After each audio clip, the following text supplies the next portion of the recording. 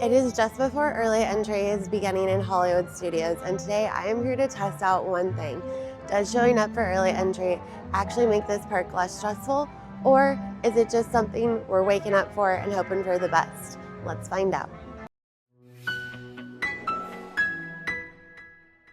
I am staying at All Star Sports, and that is how I have access to early entry. Now this morning I decided instead of opting for Disney's bus transportation, I was going to drive myself, which already made the morning seem calmer and less stressful. Off to a great start. Now, once in the park, everybody usually flocks to two attractions, Rise of the Resistance or Slinky Dog Dash. I'm not going to either of those.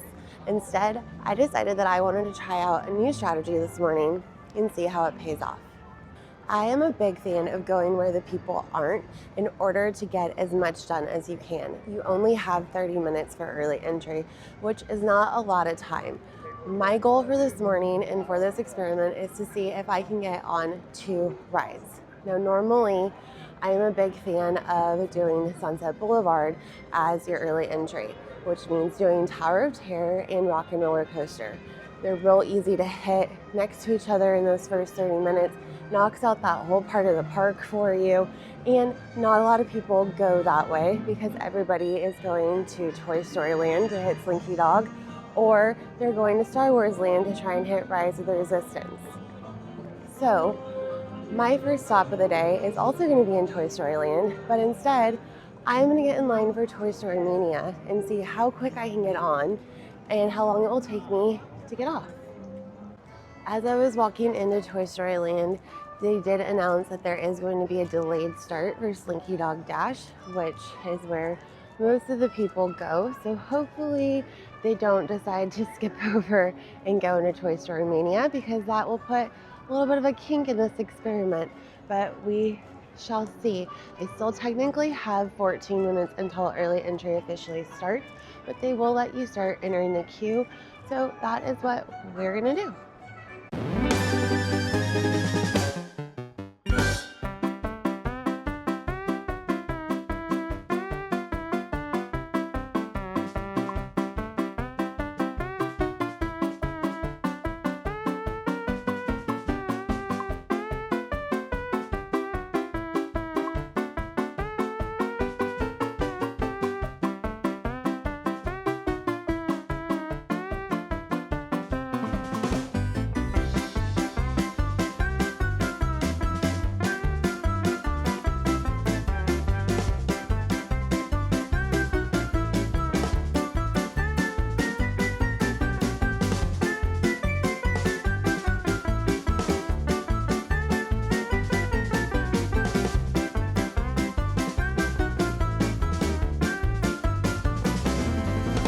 It is 8:41. I just got off Toy Story Mania, so I currently have 19 minutes left of early entry until it is over. I ended up waiting a total of 13 minutes to get on Toy Story Mania. However, they did let me get into the queue before the ride had officially opened. So I got in line 14 minutes before, so technically I was on the ride pretty close to when they actually open for early entry starting at 8:30. It is a little chilly outside this morning, so it was nice to be able to wait inside in the ride queue for the ride to open instead of just hanging around outside. I just checked the My Disney Experience app, and as you can also see behind me, Slinky Dog Dash still has not opened yet for the morning, so that is currently down, as well as Rise of the Resistance has not opened yet this morning either. So the two most popular attractions that everybody runs to for early entry in hopes of being able to knock out with shorter lines, neither one of those are open right now. Hollywood Studios only has 9 rides total, so with 2 of those being down, and at that being the 2 biggest heavy hitters in the park, that is kind of spacing out the crowds a little interestingly for early entry. Originally, my plan was to hit Toy Story Mania and then see how long it took to do Mickey and Minnie's Runaway Railway. Right now, Mickey and Minnie's Runaway Railway has a 35 posted standby wait, which is a little on the long side. I'm sure that line will get much longer as the day goes on. However, if I had Lightning Lane multi-pass, I would elect to do one for that ride instead of trying to hit it for early entry. So for the experiment purposes, I'm going to say that Mickey and Minnie's Runaway Railway is not a good idea this morning, just simply because of how the crowds have been reallocated because of Slinky and Rise of the Resistance being down. I am making my way back towards the front of the park. I'm actually going to walk right on the side of Mickey and Minnie's Runaway Railway, so I will check out the queue in person, but I don't think 35 minutes is just a good use of an early entry ride.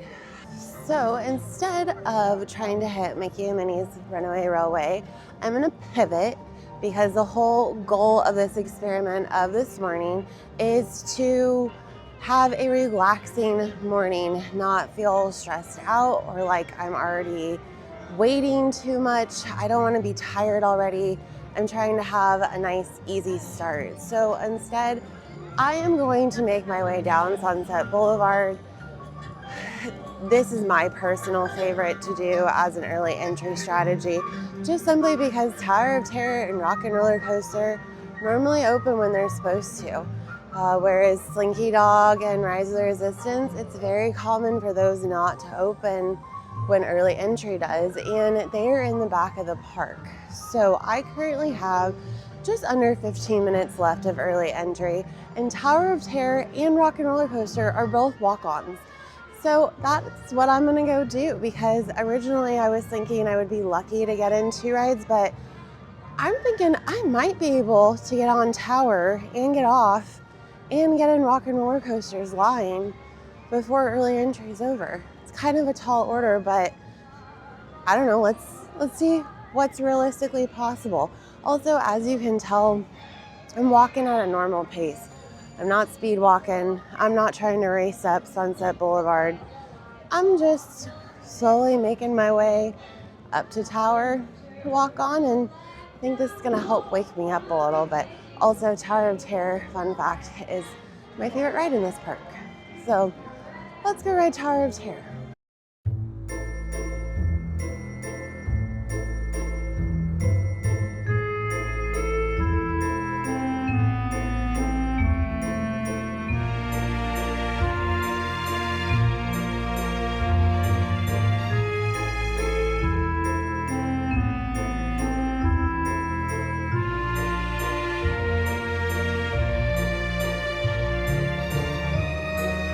Just got off Tower of Terror. That took exactly 10 minutes to get on the ride the ride, and get off the ride. But unfortunately, it is now 9:02, so early entry is officially over.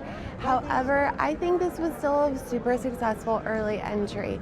So does early entry make your park day less stressful in Hollywood Studios? It does, as long as you don't hinge everything on it.